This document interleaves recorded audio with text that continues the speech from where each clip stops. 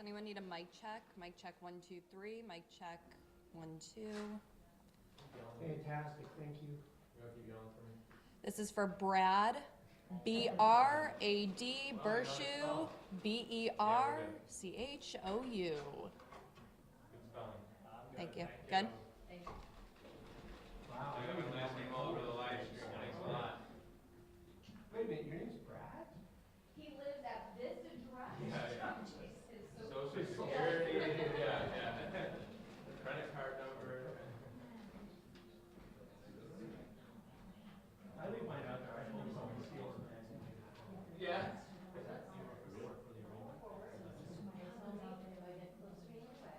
Good for us, man. Yeah, it would have been nice. Who was the judge? On stage. yeah, they're not by that. They called me, I was at home, I was working on the second cup of coffee before I was getting ready to leave. A full hour before I was ready to leave. Okay. I like the need versus can you. Well, there had been discussion of having me come in early today anyway. And they said, no, you don't.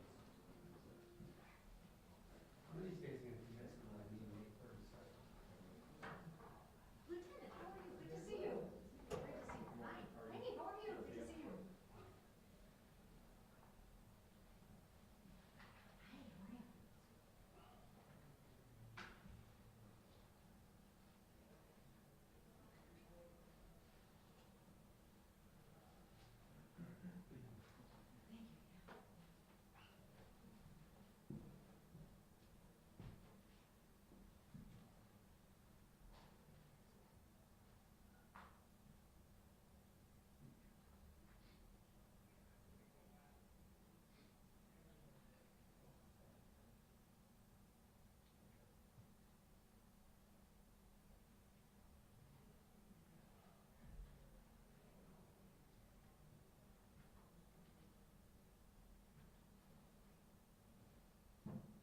Hey, Chris, I see that you're up to TBU 6.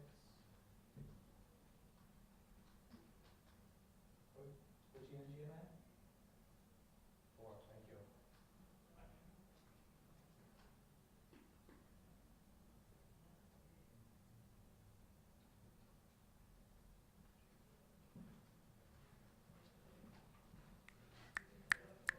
Testing, testing, testing.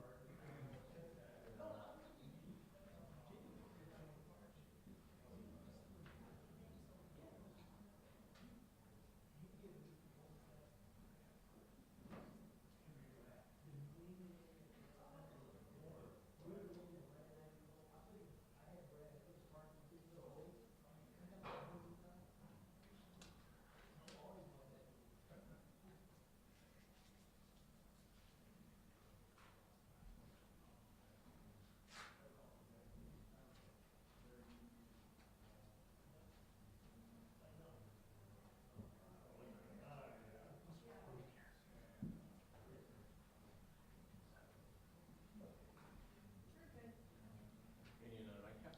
No, I was making sure my bad. I don't trust, like, different brand. Yeah. Because the pro cells. Yeah, the pro, yeah, I told Steve, I think we're talking that, I emailed me, because my phone's having problems, we're not the only station. No, just, and we're going for twice as many, so unless they're half cost, you're not saving money. You're also risking losing your. Yeah, and I don't, I saw a good one last night, transparent, so I'm like, well, they were there yesterday, I'm not streaming. Usually I bring like a lot of the Brad, but. Yeah, put a better removal for you guys, that's right. I should have checked the TV bag, because I assumed there was. Oh, yeah. I have a short one, but not gonna get there. Why should I bring an XLR when everybody else brings like 3 of them and I can just borrow them? Exactly. That's less crap for me to carry. Gotta work smart, not hard. They all like. Yeah, when all here is crap out. And we go on a sound. Channel 2 audio. These neat little features that we got these great little features on Final Cut that clean it right up. Channel 2 sounds almost as good as Channel 1 now. I don't believe that one bit. You would be surprised. I was shocked by it myself. This voice isolation and noise reduction cleans it up really, really well. I can't believe how well.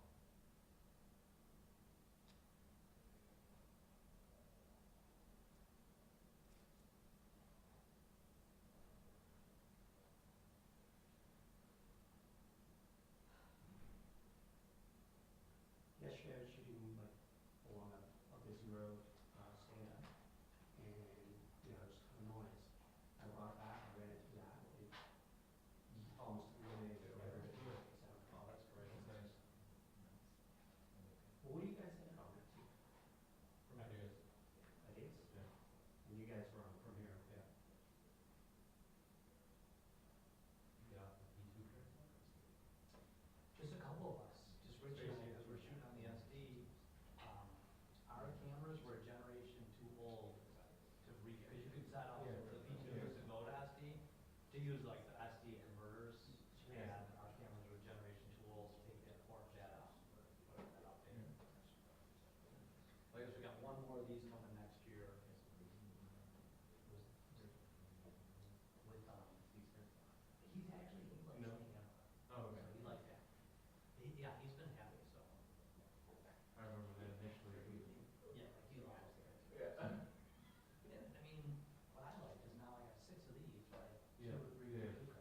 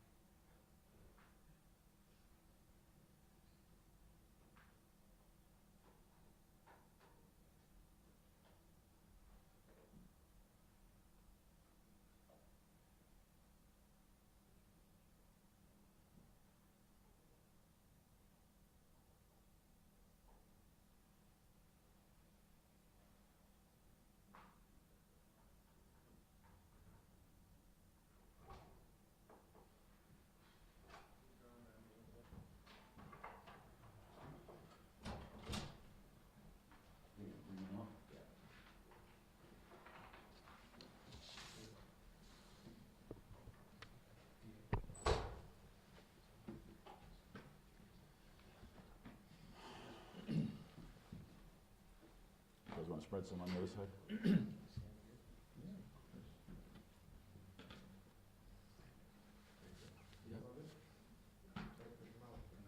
All right, good morning. I'm joined by, obviously you can see a number of people, including our Erie County District Attorney Michael Kane, Chautauqua County Sheriff Jim Quattrone, who, on a personal note, was my first field training officer when I came out of the academy, so I have a long history with the sheriff. And our Chief of Detectives, Craig Macy, and a number of detectives and investigators that we'll go through shortly. But we're here to announce that an arrest was made in a cold case, homicide case. Going through the timeline, on September 26, 2021, skeletal remains were located in Chautauqua County in a rural section of Chautauqua County, which prompted a response by the Chautauqua County Sheriff's Department to that scene. Throughout the course of processing that crime scene, which the sheriff will get into a little bit more, a second body was discovered a very short distance away from that scene on the next morning, September 27th, 2021. In early October, that second body was positively identified. Obviously, it took a little bit of time to identify that body, but that body was identified as Marquita Mull, who was a reported missing person to the City of Buffalo Police Department. The Chautauqua County investigators contacted Buffalo Police Special Victims Unit detectives, the missing persons section in Special Victims Unit, where they obviously informed our detectives that a body was found that was positively identified. Our Special Victims Unit was engaged, and then because this is now a death investigation, a potential homicide investigation, Buffalo Police homicide detectives were added to the investigation at that point. To go back in a little bit of the history of the missing person case, Marquita Mull was originally reported missing to the Buffalo Police Department about July 18th, 2021, as a result of a 911 call where officers took a report. And then the report was forwarded to our Special Victims Unit Missing Persons section, where a detective was assigned to that case. The last time that Marquita Mull was was observed as a part of this investigation, we believe was on or about June 25th, 2021. So there were several weeks between the last reported seeing date and the time of the actual missing person report being filed. As a result of that missing person investigation, numerous tactics were undertaken to locate the individual. There were flyers that were posted by the Special Victims Unit detective. There were numerous interviews that were conducted in the Broadway area. That was the last location that Marquita Mull had been reported to have been seen. And also, we have funded foot patrols in the Broadway area that are funded by New York State's Division of Criminal Justice Services, part of the GIVE grant, that are funded by Governor Hochul's office. Those officers are routinely on foot patrols at various times in the Broadway area.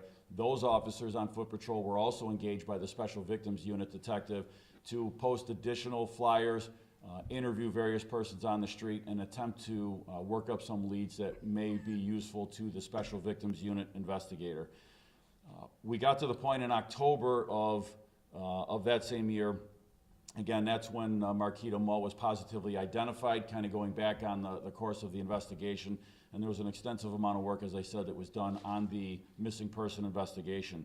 At this point, in October of 2021, this engaged a joint investigation between Buffalo Police Homicide, also involving Special Victims Unit. We also incorporated our narcotics unit to assist, and the Chautauqua County Sheriff's Department. There was a lot of work that was done in this joint investigation. The Chautauqua deputies were down in our building working with our investigators quite frequently. There was a lot of trips that were made to Buffalo, and they were working this investigation rather doggedly, I'll say.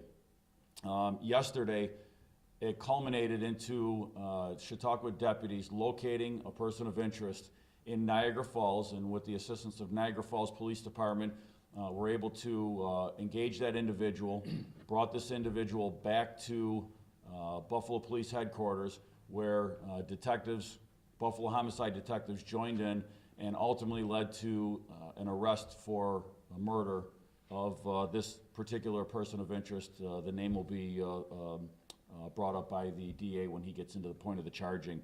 There was, as I said, a significant amount of work. I'm extremely proud of the work that was done in this joint investigation by Buffalo Police, by the Chautauqua County Sheriff's Department, There was a lot of other assistance that was brought in. I mentioned the Special Victims Unit, Narcotics Unit, the Sheriff's Department, the District Attorney's offices of Erie County, Chautauqua County, the Erie Crime Analysis, the Niagara Falls Police Department, and there were also others that Sheriff Quattrone will get into as well. I want to personally thank and commend the works under the leadership of Chief of Detectives Craig Macy, Detective Mark Constantino, obviously Sheriff Jim Quattrone, but in his deputies and supervisors, Lieutenant Alex Nutt, Sergeant Luke Johnson, and Investigator Jake Staley. This was a very diligent investigation that no stone was left unturned, that brought justice and some closure to a family whose loved one had been reported missing for several years. I'm very proud of the work that they did, that they can bring maybe just a little sense of some peace to the family, that they obviously found their loved one, not the way they would have liked to have found that individual, their loved one, but then also brought them some measure of a little bit of closure to get them to the next stage. With that, at this point, I'm going to turn this over to Sheriff Jim Quattrone. Thank you, Commissioner. Thank you, Commissioner. I did want to echo the Commissioner's views. We often talk about cold cases. I would say this is an old case. This is a case that's been worked on consistently since September of 2021. In October of 2021, when the body of Marquita Mull was identified, is when our agency reached out to Buffalo Police Department. That has been nothing but total cooperation, a great network. Investigator Constantino, not only did our guys come up to Buffalo, but I met him at our office in Chautauqua County. But without the collaboration, the cooperation of the Sheriff's Office, the Buffalo PD, as well as many other police agencies, I would not see that this would be a successful investigation. We're going to continue working on the investigation. We're going to continue reaching out to any leads that we may have. But this, and I probably want to also mention the family. The family of Marquita has been working with our officers, with our investigators, and right along, and our heart goes out to them and they do get a little bit of closure. As the Commissioner said, perhaps not the way that they would have liked to find her. Our investigation included many agencies from Chautauqua County. We have a forensic identification unit, which has members from every police agency in Chautauqua County that work together. And so earlier reports, we would mention some of those agencies, but it's one team that collects evidence, helps us with the interviews, and that helps with the success. And I'll credit our former district attorney, Jim Subject, in starting that unit to help us with these types of cases. So, but again, I thank you, Commissioner. Thank you, District Attorney Keene, for all the work and the assistance in this case, and looking forward to a better resolution. Turn it over to District Attorney Michael Keene. So, this morning, 61-year-old Richard Fox, the city of Buffalo, was charged with murder in the second degree, one count of murder in the second degree for the killing of Marquita Mull. He was arraigned this morning, and he's been remanded on that count. He is going to be returning to Buffalo City Court on Monday, January 13th, for further proceedings on that count. In addition to that, he was arraigned on 4 separate counts of failing to report as a sex offender. Those counts are various aspects of the failure to report obligation that he has, and he's arraigned on those as well. Those are also returning the same day on Monday. In the meantime, we are going to continue our investigation. This is going to be, it already has been, and it is going to continue to be a very thorough investigation. But right now, we're moving forward on the one count that he's charged with in the homicide of Marquita Mull. And, I think I want to echo my colleagues, Commissioner Gramaglia and the Chautauqua County Sheriff, for their incredible work. Sheriff Quattrone mentioned, and so did Commissioner Gramaglia, a number of the people that have been involved in this, but it really is, to use the term that, you know, the commissioner used it, this is the dogged determination and commitment by multiple departments, but the detectives in the Buffalo Police Department, homicide unit, as well as the investigators in the Chautauqua County Sheriff's Department, to stick with this case. I mean, it's over 3 years ago that Marquita Mull was found, and, you know, today is the culmination of the charge of the person that we believe, you know, murdered her. And, you know, I should always say, and I should say this at the outset, that obviously these are charges. You know, Mr. Fox is presumed innocent unless found guilty. But at this stage of the proceedings, we're moving forward, not only with that charge, but with you know, further investigating this case. But this is really an incredible culmination to the great collaboration that we have, you know, with multi-departments. And I know they've already been mentioned, but I'm going to say it again. The Buffalo Police Department, the Chautauqua County Sheriff's Department, the Niagara Falls Police Department and their engagement yesterday, even some of the smaller departments down in Chautauqua County, the Lakewood Bus-Dye Police Department, the Erie Crime Analysis Center, which is an incredible asset to our community, has been involved in this. And there's even the Applied Forensic Science Department at Mercyhurst University. All of those agencies have been involved to bring this matter to where we are today. So I commend my partners for their, you know, determination and commitment to this case and to this family, and we're going to be moving forward with the investigation. I'm happy to take any questions, but obviously, you know, talking about some of the details of the investigation, as you all are already aware, we have to be very careful about that. So Can you confirm that he was a level 3 sex offender? he was, I don't know the level right now, but I know he was a sex offender. He failed to register. Level 3. Yes, level 3 is correct. Okay, thank you. There was a second body found 10 yards away from Marquita Mall. What is the status of that investigation? That's ongoing. That's ongoing. Have you identified her? Can you? Yes, she has been identified. I don't want to publicly disclose that right now. The family is certainly aware, but I don't want to, you know, put that out in public and without making sure that the family's aware. And that will, you know, that's part of our ongoing investigation, of course. Do you believe these cases are connected? I mean, it'd be hard to believe they're not. Yeah, I don't want to comment on that. Obviously, the bodies are very close where they're found, but given any more detail than that right now, Maki, might jeopardize the investigation, and so I don't want to do that at this moment. He is a registered sex offender. There are 2 sex offenses on his registry. He's now charged with this. Is this a serial murderer, rapist? Well, I don't want to go that far, okay? I mean, first of all, I got to be careful about how I characterize this, and talking about his priors is something that we have to be extremely careful about. I understand he is charged with the failure to register as a sex offender, so obviously he is, you know, he is a prior sex offender, but we have to be careful how far we go with that, because I don't want some defense attorney later accusing us of prejudicing the entire jury pool. So that's as far as I can, you know, go with that. Is he being linked to other cases? Is what being linked to other cases? Richard Fox. Well, I think that's the same answer as what I just gave Maki, is, you know, this is an ongoing investigation with respect to, you know, anything that, you know, Mr. Fox might have been involved in. What led to the arrest of Mr. Fox? Of course, cold cases are difficult to solve. What pointed detectives to ultimately deciding that it was time to arrest him? Well, I don't want to get into the detail on that, but I will turn that over to the commissioner to maybe more specifically address, or Chief Macy. Yeah, I'm gonna have Chief of Detectives Macy talk, you know, briefly about that. Thank you for the question. Ultimately, again, I can't reiterate enough how good the detectives and investigators work together. It was through that investigation that ultimately led them to be able to believe that Mr. Fox was involved. And through the interview, there was some very significant things that came forward into light in the interview, which was led us to be able to charge.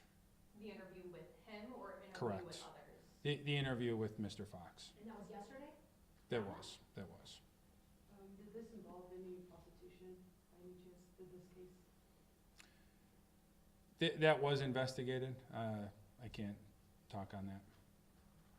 Why is this being held in Buffalo? This is, I mean, her body was found in Chautauqua County.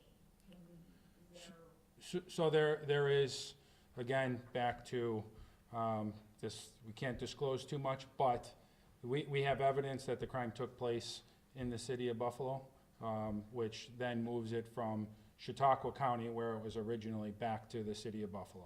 Could he possibly still be charged in Chautauqua County, like just for some, illegal disposal of a body or something along those lines?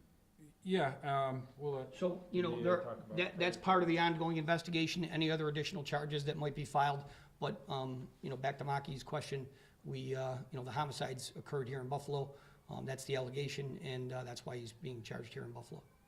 What do we know about him, about Mr. Fox, besides his criminal history? 61 years old. Yeah, the only thing I can share with you right now is that he's 61 years old and he's from Buffalo, New York. But he has some sort of Chautauqua connection, right? There was one of his previous. Yeah, there is a Chautauqua connection. Again, I don't want to get into the detail of that, but he has a connection with Chautauqua County. Was there any type of technology or intelligence that you feel has been really helpful throughout this investigation? There is multiple aspects of technology that have been very helpful in this. Again, that goes to the evidence, and I hate to keep giving you this answer. I realize it's frustrating, but that's evidence that I do not want to put out into the public right now. What was he doing in Niagara Falls? You said he's from Buffalo. He lives in Buffalo, but he was in Niagara Falls for the arrests? I'll have to defer that to. Yeah, at this point, he was staying at an address in Niagara Falls. To go back to the technology question, and I'm a big proponent of technology, and we're getting more technology. There's been a lot of investments made by the city of Buffalo to increase the amount of technology, but at the end of the day, all that technology, and makes our work much more efficient, much more detailed, but it still takes quality investigative work to actually interpret that, to actually review that, to look over all of that. And you've got to have good quality detectives to be able to do that. And the investigators that are up here and the detectives up here, they spent a lot of time, but I just cannot talk enough about the importance of investments in technology. We're going to clear more cases going forward because of the investments that the city is making in technology. I can only speak for our department, but we are going to clear more cases because of the technology investments. Was there a tip from the public? It's a lot of work that was done. So, there's a lot of interviews that were conducted. We're not going to get into the evidentiary nature of that or what, but there certainly was a lot of valuable information that was gleaned from interviews that continued to take us in different directions. Did he confess? I'm not going to get into, if you want to talk Yeah, about. no, I can't get into the evidence. That would be evidence that we shouldn't be talking about. How soon after the body was found did he pop up as a person of interest? I'm not going to get into that. There was time, but I'm not going to get into specifics of the timeline. Again, that's all things that will become part of the court. And I know we say that a lot, but we do have to make sure that we protect the integrity of the investigation, and that, things that are said here do not cause us problems in court or cause the DA problems in court. Can you say anything about the relationship between the suspect and the victim? At this point, I'm not going to comment on that. I'm wondering if one of the Chautauqua investigators can talk about this. You have a number of these missing and murdered women cases that are, cold, or I know you're working on them, but what does it mean to finally crack one of these cases, to make an arrest? I'm not sure if I want to use the word exciting, but it is, it's nice to see, as we keep on reiterating, the work of the investigators, the work, hundreds and hundreds of interviews that they are doing, not giving up, not losing hope. So it is great to be able to say, hey, the work that they've done, the work that they've all done together is rewarding. And we often hear about the negative in law enforcement. This is something that we can look forward as a positive, and likewise, I think the families look at it as a positive in helping them get some closure. Can you talk about what it was like to let them know, to be able to give them this news? I have not spoken directly with the family at this point. That'll be after this. I'll have an opportunity to talk with one of the family members. Thank you.